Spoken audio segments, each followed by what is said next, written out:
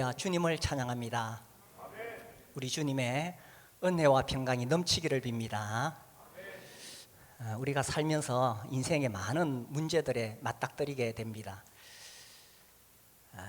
내 힘으로 감당할 수 없는 그런 일들을 만나게 되죠. 그때에 우리 예수 믿는 사람들은 주님의 도우심을 입을 수가 있습니다. 오늘 우리가 성경 본문에서 귀신 들린 아들을 데리고 온 아버지 이야기를 읽었습니다. 이 아버지가 자기 힘으로 어떻게 할 수가 없었지요. 심각하게 귀신 들린 상황입니다. 18절에 보시면 18절에 보시면 귀신이 어디서든지 그를 잡으면 거꾸러져 거품을 흘리며 이를 갈며 그리고 파리해지는지라. 야, 참 보통 문제가 아닙니다. 내 아들이 만약에 이런 상황이다, 인생 살맛이 안 나겠죠. 정말 인생 살맛이 안 날 겁니다. 이 귀신이 들려서 그래 거꾸러졌고 거품을 흘리고 이를 갈고 날마다 파리해져 가는데 이 아버지 심정이 얼마나 괴롭고 힘들겠어요? 그래서 내가 선생님의 제자들에게 내쫓아 달라 하였으나 그들이 능히 하지 못하더이다. 예수님 제자들이 귀신 쫓아낸다는 소문을 듣고 아들 데리고 왔는데 제자들이 쫓아내지 못했습니다. 이 장소에 이제 우리 주님이 나타나신 거예요. 주님이 나타나셔서 뭐라고 말씀하시냐 하면은 16절 예수께서 들으시되 너희가 무엇을 그들과 변론하느냐. 여기 변론이라는 단어가 나오죠. 이 서기관과 제자들이 지금 변론하고 있는 거예요. 14절에 이에 그들이 제자들에게 와서 보니 큰 무리가 그들을 둘러싸고 서기관들이 그들과 더불어 변론하고 있더라. 이 귀신을 쫓아내지 못하니까 이제 예수님을 대적하는 이 서기관들이 제자들하고 한판 붙었습니다. 너가 예수의 제자라 그러더니만 귀신 못 쫓아내는구나. 그러니까 제자들은 또 못 쫓아내는 이유를 설명하고 막 변론하고 있습니다. 자, 이 아버지가 이것을 보고 있을 때 그 심정이 어떻겠어요? 아마 쏙 터져 죽을 겁니다. 이 아버지가 지금 변론하는 거 들으러 온 거 아니에요, 그죠? 이 아버지의 목적이 뭡니까? 어떻게 해서든지 귀신 쫓아내서 아들 고쳐주는 거, 문제를 해결해 주는 겁니다. 변론은 의미가 없습니다. 이 아버지에게. 처음에 우리 예배당 건축하고 목양실이 너무 추웠어요. 그래서 그 난방하시는 분이 오셨길래 제가 어떻게 좀 따뜻하게 할 수 있느냐 이렇게 물으니까 이분이 오랜 시간 설명을 해요. 이 난방기에 대해서. 아니, 제가 지금 듣고 싶은 그거 아니에요. 어떻게 하면 추운 이곳을 따뜻하게 할 수 있느냐 해결해 달라는 거예요, 그죠? 지금은 아주 따뜻합니다. 우리가 신앙생활 하면서 이 변론에 빠질 때가 있습니다. 종종 제가 이 성화론을 가지고 변론하는 사람을 만납니다. 뭐 로마서 6장, 7장, 8장 뭐 성화가 이런 것이다 하고 막 이 변론을 하는데 그게 중요한 게 아니죠. 실제로 예수님처럼 변화된 거룩한 삶을 사는 것이 중요한 거죠. 또 이 종말론에 대해서도 논란이 많습니다. 제가 어제 단톡방에도 하나 올렸는데 요즘 정말 이상한 사람들이 꿈을 꿨다 그러고 꿈에서 계시를 받았다 그러고 이 사람이 2027년 10월 2일에 이제 끝이 난대요. 꿈에서 봤대요. 물론 이 종말론에 여러 가지 신학적인 견해 차이가 있습니다. 뭐 전천년설, 무천년설, 뭐 후천년설은 요즘 별로 인기가 없고 또 뭐 역사적 전천년설, 뭐 세대주의적 전천년설, 뭐 환란을 통과하느냐, 뭐 하여튼 이런 복잡한 그런 이론들이 있습니다. 이런 걸 가지고 계속 변론하려고 하는데 이거 아무 의미가 없습니다. 정말 우리 주님이 곧 다시 오실 것을 믿는다면 정말 우리 주님이 다시 오심을 기다리면서 깨어있는 삶을 사는 것이 중요한 거지 변론은 의미가 없습니다. 근데 이 종말론을 주장하는 사람들을 보면은 예수 안 믿는 사람들에게 전도할 생각은 안 하고 예수 믿는 사람한테 자꾸 변론을 하려고 그래요. 진짜 주님이 곧 다시 오신다면 안 믿는 사람에게 더 열심히 전도해야 되겠죠. 변론이 아니죠. 조지 뮬러는 우리 브래들인의 초기 지도자입니다. 교파를 초월해서 전 세계적으로 존경받는 주님의 종이지요. 기도의 사람. 조지 뮬러가 어떻게 기도의 사람으로 알려졌느냐? 기도에 대해서 무슨 탁월한 논문을 쓴 게 아닙니다. 그렇죠. 실제로 기도해서 하나님께서 지금도 우리 기도를 들으시고 응답하신다는 것을 그의 삶을 통해서 보여주었던 거죠. 변론이 아니라 이렇게 삶을 통해서 드러나는 겁니다. 우리 교회는 이 19세기 초에 시작된 형제운동에 뿌리를 두고 있습니다. 제가 이걸 연구를 했고 또 여러 지역교회 다니면서 이 브래들린 무브먼트에 대해서 전합니다. 그리고 제가 마지막에 꼭 이야기합니다. 이 브래들린이 성경에서 이 교회론에 대해서 정말 주님이 원하시는 그런 교회에 대한 청사진 설계도를 그려냈다. 그렇죠. 여기에 대해서 우리는 굉장한 자부심과 심지어 다른 교파에 대해서 우월감을 가지고 있습니다. 대부분의 브래들린은 다 그런 게 있습니다. 그런데 설계도 가지고 자랑하지 말라는 거예요. 그 설계도대로 지어진 집을 지어야 된다는 거죠. 그래서 정말 우리 선배들이 정말 성경 사랑하고 읽었고 조지 뮬러처럼 기도했고 그로브스나 로버트 체프만처럼 정말 경건한 삶을 살았고 그들은 진짜 임박한 주님의 재림을 믿었습니다. 그러니까 여기 뭐 좋은 집 짓고 그럴 생각이 없었습니다. 우리 주님 곧 다시 오시는데 이 복음을 전해야 되겠다. 그래서 19세기 초에 시작해서 19세기 중반 넘어가면서 20세기 들어가면서 전 세계에 이 형제운동이 번졌고 전 세계에 이 브래들린 교회가 세워진 거예요. 그래서 지금 설계도 가지고 자랑하면 안 됩니다. 진짜 그렇게 살아가는 성도들의 그런 교회를 세워야 되는 거죠. 변론은 의미가 없습니다. 문제를 해결해 줘야 되는 거죠. 사실 저는 목회를 하면서 이 능력이 없는 것에 대해서 늘 안타까워합니다. 이제 병을 위해서 기도 부탁을 받는데 제가 기도하면 그냥 병이 팍 나는 이런 능력이 드러나야 되는데 잘 안 났더라고요. 물론 낫기도 합니다. 또 이 전도를 하면서 십자가 복음의 능력이 탁 드러나야 되는데 여러 번 복음을 전했는데도 변화가 되지 않아요. 예수님을 안 믿어요. 그거 보면 참 내가 능력이 없구나. 너무 안타깝습니다. 지금 매주 이렇게 설교하잖아요. 이렇게 하나님 말씀을 전하는데 이것이 변론에 그친다면 이거 참 안타까운 일이죠.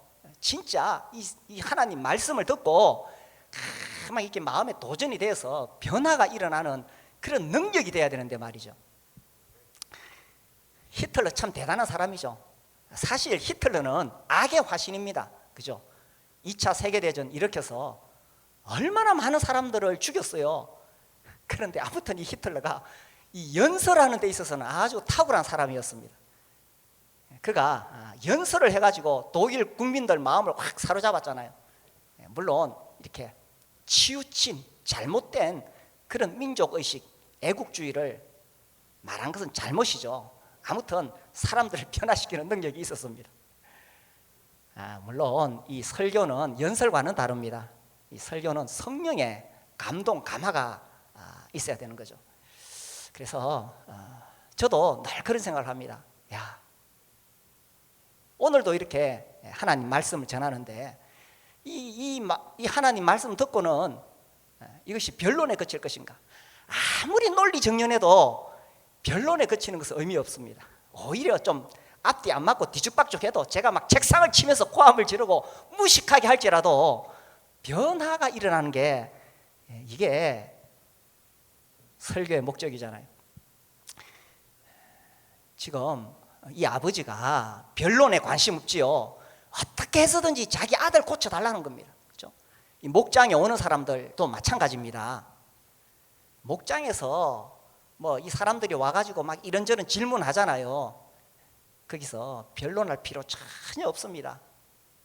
오히려 거기서 뭐 질문하면은 대답하지 마시고, 그거는 교회 가서 삶 공부해서 배우세요.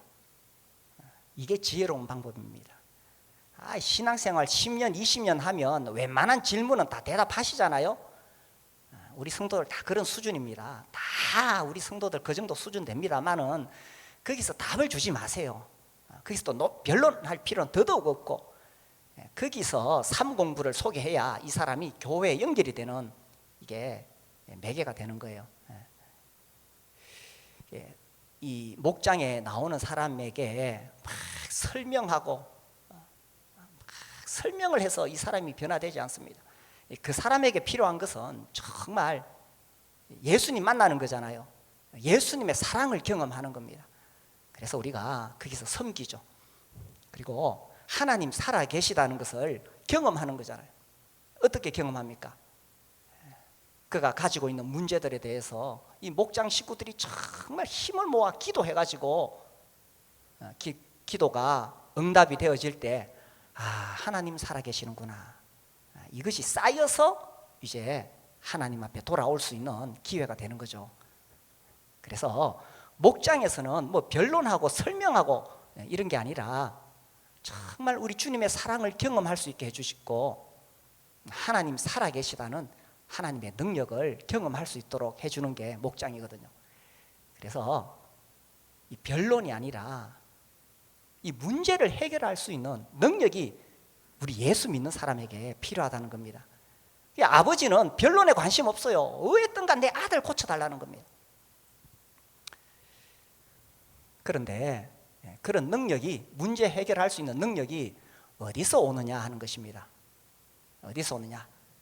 우리 여기 성경에 22절에 보시면, 귀신이 그를 죽이려고 불과 물에 자주 던졌나이다. 그러나 무엇을 하실 수 있거든 우리를 불쌍히 여기사 도와주옵소서. 23절 같이 읽읍시다. 시작. 예수께서 이르시되 할 수 있거든이 무슨 말이냐, 믿는 자에게는 능히 하지 못할 일이 없느니라 하십니다. 이 아버지는 지금 급합니다. 예수님, 뭐라도 하실 수 있거든 좀 해결해 주십시오. 그때 이 성경에서 잘 알려진 주님 말씀 나오죠. 할 수 있거든이 무슨 말이냐, 믿는 자에게는 능히 하지 못할 일이 없느니라. 그런데 이 주님의 대답을 가만히 보세요. 이 귀신 들린 아버지의 말하고 뭔가 이게 핀트가 안 맞는 거죠. 이게 뭐가 안 맞습니다. 하실 수 있거든, 무엇을 하실 수 있거든 도와주십시오 이랬거든요. 그러면 주님이 이렇게 대답해야 됩니다.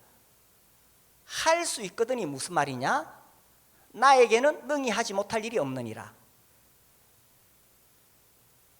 이게 더 올바른 대답 아닌가요? 그러니까 하실 수 있거든 무엇을 좀 해주십시오. 그러니까 주님이 이렇게 대답해야 되는 거예요. 할 수 있거든이 무슨 말이냐, 나에게는 능히 하지 못할 일이 없느니라. 이게 더 자연스러운 대화 아닙니까? 그런데 주님이 나에게는 안 하시고 믿는 자에게는 이렇게 말씀하셨습니다. 이게 무슨 말이겠어요? 이 귀신을 쫓아내고 아들을 고치는 데 있어서 주님의 능력에는 아무 문제가 없다는 겁니다. 그럼 뭐가 문제입니까? 그 주님을 믿는 이 아버지의 믿음에 문제가 있다는 거죠. 주님에게는 아무 문제가 없다는 거예요. 그러니까 우리가 지금 기도하잖아요. 우리가 많은 문제를 안고 가서 기도하는데 똑같이 주님 말씀하시는 거예요. 네 문제를 해결하는 데 있어서 나의 능력에는 아무 문제가 없다. 중요한 것은 네가 나를 믿느냐. 주님이 이 말씀을 하시는 거예요. 그래서 우리가 가지고 있는 많은 문제들에 있어서 주님의 능력에는 아무 문제가 없습니다. 문제는 뭐냐? 주님이 나의 문제를 해결해 주실 것이라는 나의 믿음의 문제라는 겁니다.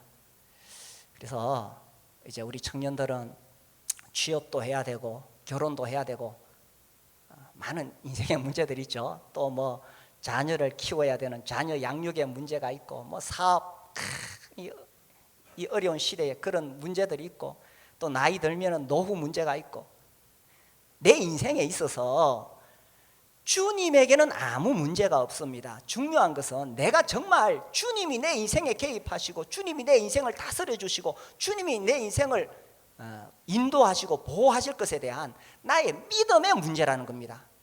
그래서 주님이 네가 믿느냐, 믿음을 가져라, 이 말씀이죠.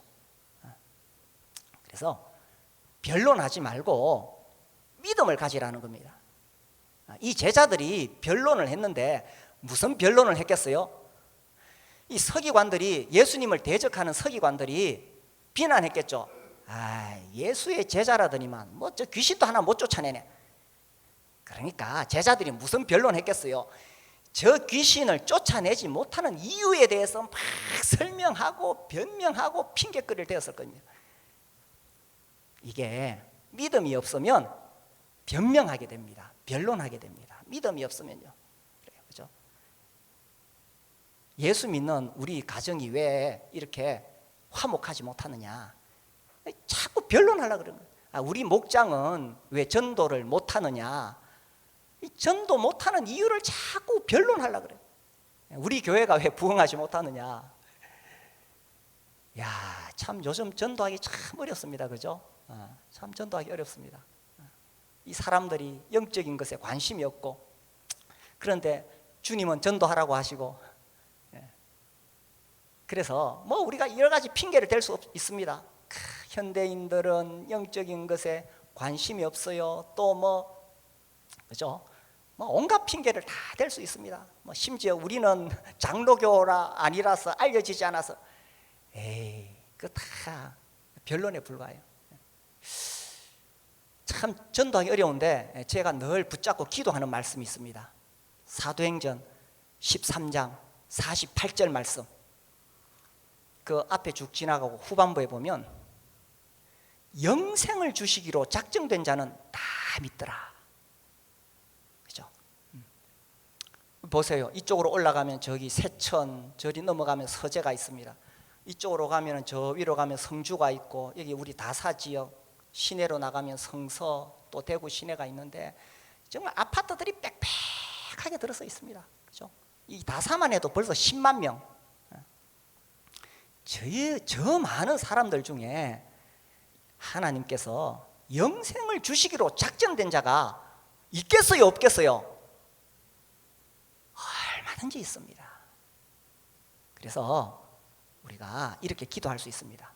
영생을 주시기로 작정된 자를 만나게 해주십시오. 저는 매일 그렇게 기도합니다. 주님, 세천, 서재, 이쪽으로 가면 성주, 여기 다사가 있고 나가면 성서, 시대구, 시내가 있습니다. 영생을 주시기로 작정된 자가 있습니다. 문제는 믿음의 문제입니다. 안 된다는 이유가 그렇게 많습니다. 모세가 가나안에 12정탐꾼을 보냈어요. 10정탐꾼은 다녀와서 안 되는 이유를 설명합니다. 그곳은 주민들이 강하고 그들의 성읍은 견고하고 심이 클 뿐 아니라 거인들이 산다. 안 되는 이유를 이야기했습니다.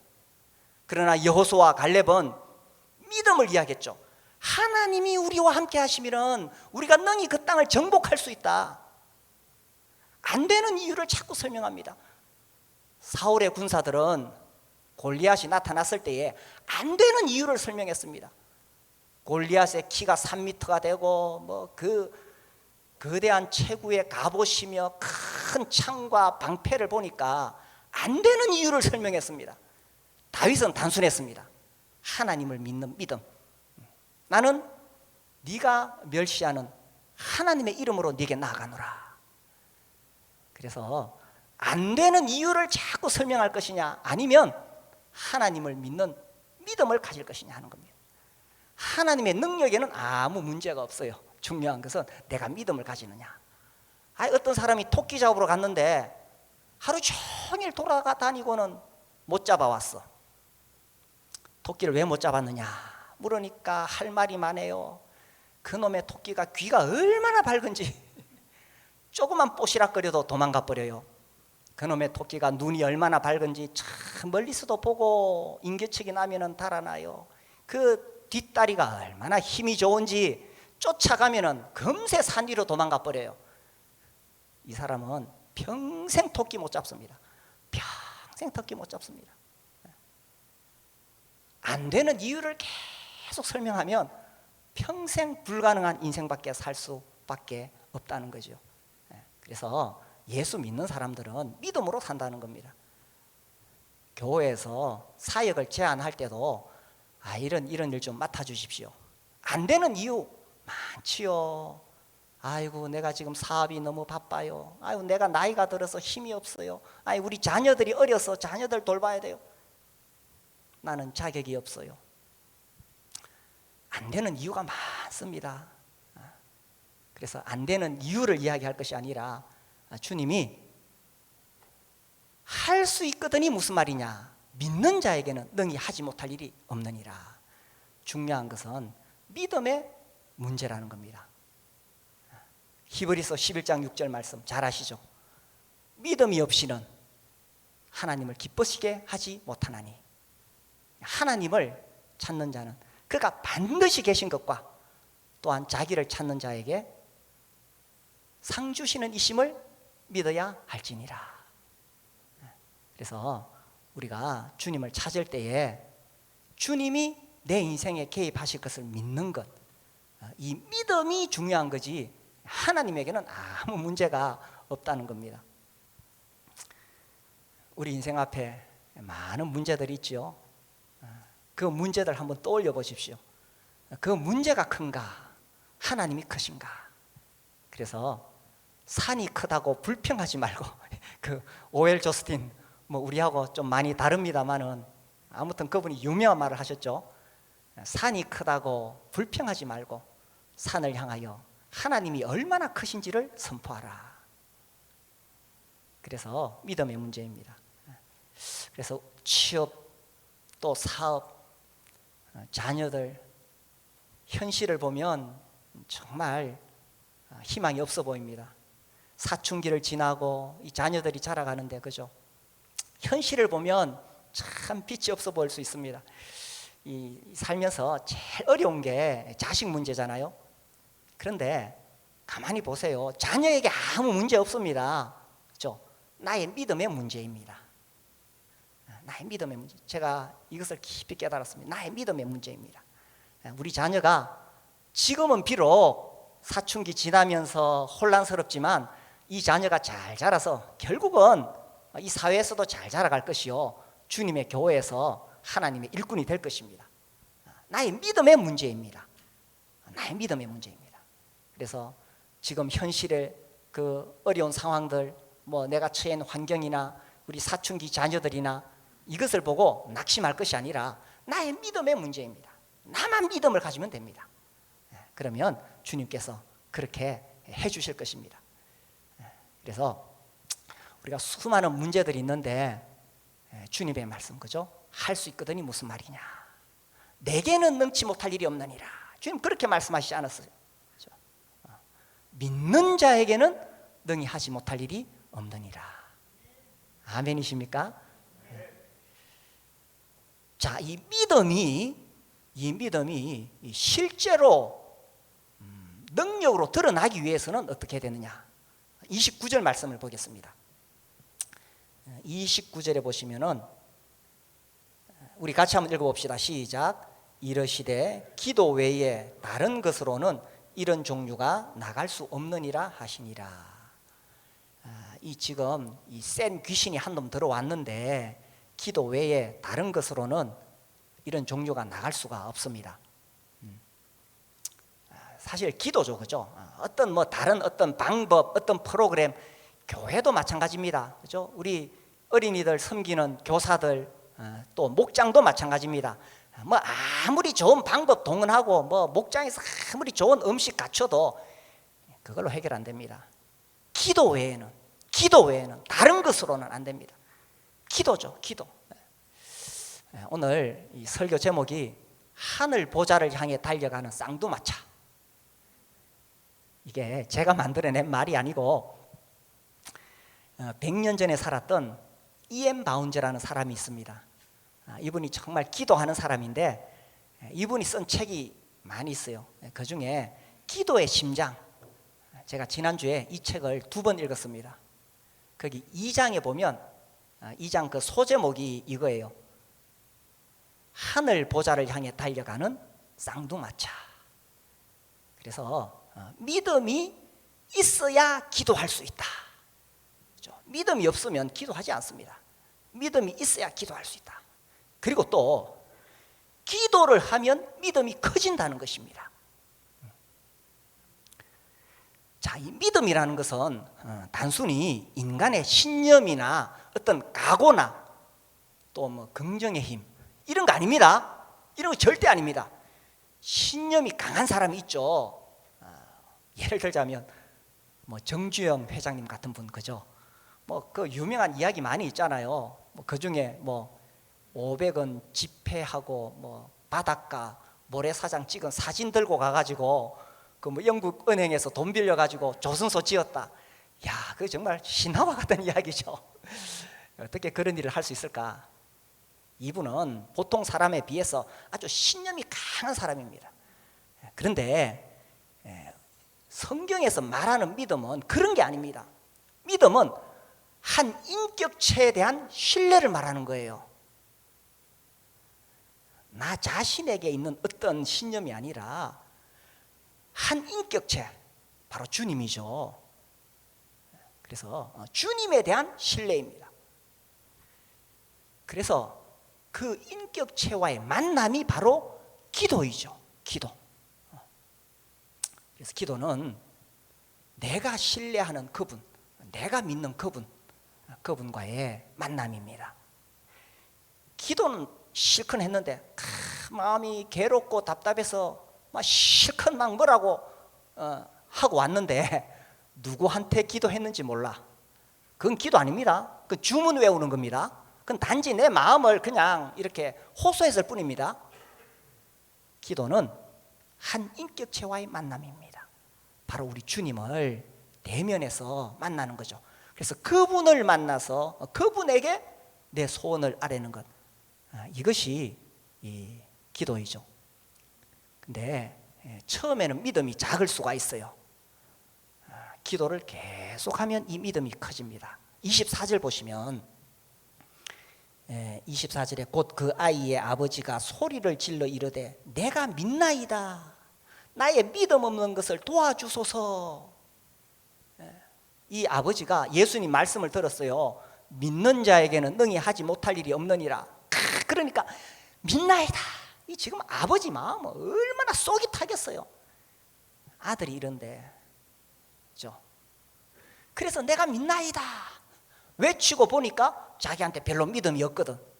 그래서 아주 정직하고 솔직하게 말했습니다. 나의 믿음 없는 것을 도와주소서. 이게 기도입니다. 내가 주님을 믿는 믿음이 딱 크면은 뭐 염려도 걱정도 없어요. 그런데 우리한테 믿음이 없잖아요. 진짜 주님이 이렇게 해주실까? 기도는 하는데 진짜 주님이 이렇게 해주실까? 그죠? 그게 우리의 솔직한 상태입니다. 그러면 있는 그대로 이야기하는 거예요. 나의 믿음 없는 것을 도와주소서. 그런데 이렇게 계속 기도하다 보면 이 믿음이 점점 자란다는 것입니다. 주님을 믿는 믿음이 점점 자란다는 거예요. 그래서 현실적으로 봤을 때는 해결 가능성이 없어 보이고 희망이 없어 보입니다. 그런데 그 문제를 붙잡고 주님께 계속 매달리다 보면 내 마음에 믿음이 계속 옵니다. 그래, 주님이 우리 목장 안에 역사하실 거야. 영혼 구원의 역사가 일어날 거야. 그렇죠? 내 남편이 예수 믿고 돌아올 거야. 기도를 계속하면 이 믿음이 계속 자라게 됩니다. 현실은 불가능해 보이는데 계속 기도하면 그래, 내 아내가 주님 앞에 돌아올 거야. 내 자녀가 지금은 내 자식이 저렇게 엇나가는 것처럼 보이지만 틀림없이 내 자녀가 하나님 앞에 크게 변화받고 하나님의 일꾼이 될 거야. 계속 기도하면 이 믿음이 계속 자라게 됩니다. 그래서 이 믿음과 기도가 함께 가는 거죠. 제자들이 물었습니다. 조용히 물었습니다. 28절 볼까요? 28절. 집에 들어가심에 제자들이 조용히 묻자온데 우리는 어찌하여 능히 그 귀신을 쫓아내지 못하였나이까? 이게 무슨 말이냐면 제자들이 귀신을 이전에는 쫓아냈거든요. 6장 13절에 보면 제자들이 귀신을 쫓아냈어요. 그 소문 듣고 아버지가 아들 데리고 온 거예요. 그런데 지금은 왜 쫓아내지 못했습니까? 라는 것입니다. 그래서 주님이 기도 외에 다른 것으로는 이렇게 말씀하셨는데 우리 주님 참 인자하셔. 부드럽게 말씀하신 거예요. 실제 이 말씀 속에 담겨 있는 것은 니들이 기도 안 했잖아. 이게 담겨 있는 거예요. 니들이 기도 안 했잖아. 옛날에는 쫓아냈지만, 그래서 과거의 성공 경험이 현재의 실패의 원인이 된다는 거죠. 옛날에는 이래 하면 됐거든. 옛날에 이렇게 하면 되니까 그 경험을 의지하다 보니까 기도하지 않았는 거예요. 아무리 과거의 경험이 크고 또 지금 하고 있는 방법이 아무리 좋아도 하나님의 역사는 인간의 어떤 방법으로 되는 게 아닙니다. 기도 외에 다른 것으로는 안 돼요. 그리고 옛날에 그때가 아니라 지금 기도해야 되는 거예요. 지금 기도해야 되는 거예요. 우리 목장이 옛날에 그때 좋았어. 지금 기도해야 된다는 거예요. 옛날에 우리 교회가 그때 그래 좋았어. 지금 기도해. 지금. 특별히 주님의 일을 하는 사람들, 저 같은 사람들, 또 우리 목자님들, 목녀님들, 우리 교사들, 영혼을 돌보는 일은 기도 외에 다른 것으로는, 다른 것 아무리 좋은 프로그램 방법이 있어도 그걸로 안 돼요. 그거 의지하면 절대 안 됩니다. 무조건 기도하고 또 기도하고 기도해야 되는 거예요. 옛날 이야기하면 안 돼요. 지금 기도 안 하니까 제자들이 못 쫓아냈잖아요. 지금 우리 삶 공부 중에 하나님을 경험한 삶, 제가 지금 4번째 인도하거든요. 거기 보면 헨리 블랙가비가 이렇게 말합니다. 당신의 교회는 당신이 속해 있는 지역사회에서 기도하는 교회로 알려져 있습니까? 제가 4번째 인도하는데 이 대목 볼 때마다 이 도전이 되고 가슴이 찔립니다. 저도 저 나름대로 노력은 했어요. 정말 우리 교회가 기도하는 교회가 되도록 하려고.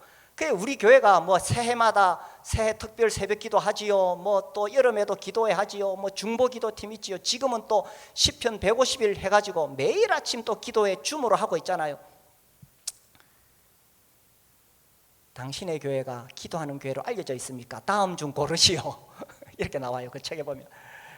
널리 알려져 있습니다. 1번이 그렇고 2번은 뭐 하고는 있습니다만은 뭐 그렇게 효과적이지 않습니다. 뭐 또 3번 뭐 하고는 있습니다만은 아직 멀었습니다. 뭐 이렇게 쭉 나와요.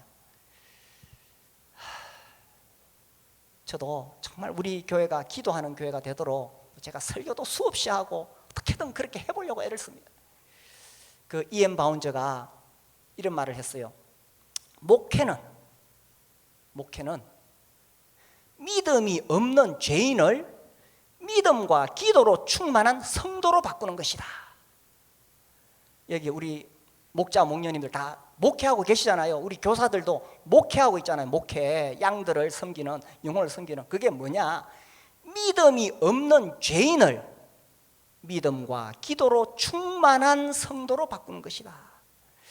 저는 100번 거기에 동의합니다. 그렇죠. 제가 하는 역할이 이겁니다. 이거. 그래서 얼마나 내가 목자로서 또 제가 목회자로서 목회를 잘했느냐 하는 것은 결국 얼마나 믿음과 기도로 충만한 성도로 바꾸느냐, 결국 여기에 있는 거죠. 그래서 이 성경은 계속 기도하라고 이야기합니다. 우리가 성경 읽어보니까 1세기에는 귀신들이 그렇게 많이 우글거리네요. 21세기에는 그 귀신들이 다 어디 갔을까요? 과학 문명이 발달하니까 사라져 버렸습니까? 아닙니다. 오히려 이 귀신들이 과학 문명의 그 물결을 타고 다 우리 어린 자녀들을 귀신 들게 하고 있고, 우리 목장 식구들이 귀신에 시달리게 만드는 거예요.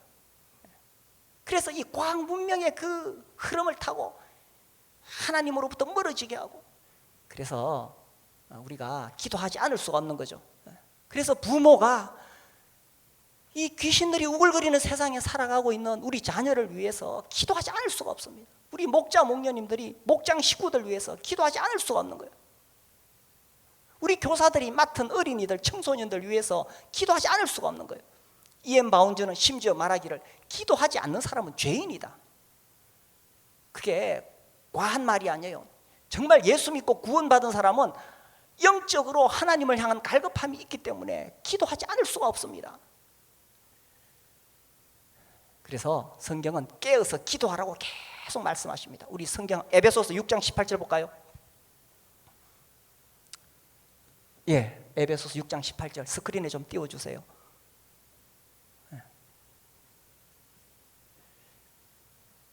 예, 우리 같이 한번 읽어봅시다. 세 번역입니다. 시작. 모든 기도와 간구를 하되 항상 성령 안에서 기도하고 이를 위하여 깨어 구하기를 항상 힘쓰며 여러 성도를 위하여 구하라. 제가 세 번역으로 올렸는데 또 지금 번역으로 나왔네요. 여기 보니까 모든 기도와 간구를 하되 항상 성령 안에서 기도하고 이를 위하여 깨어 구하기를 힘쓰며, 그래서 깨어서 기도하라는 거죠. 골로새서 4장 2절 봅시다. 골로새 4장 2절 같이 읽읍시다. 시작. 계속하고 기도에 감사함으로 깨어 있으라. 깨어 있으라고 합니다. 베드로전서 5장 8절입니다.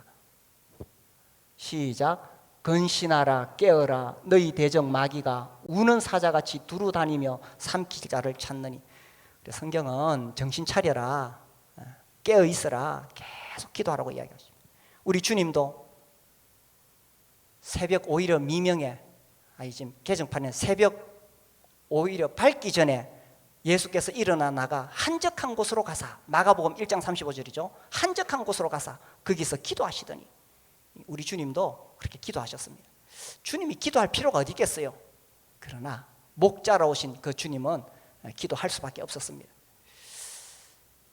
오늘 제가 설교했나요? 변론했나요? 우리 성도들이 정말 우리 함께 기도하는 그런 교회가 되었으면 좋겠습니다.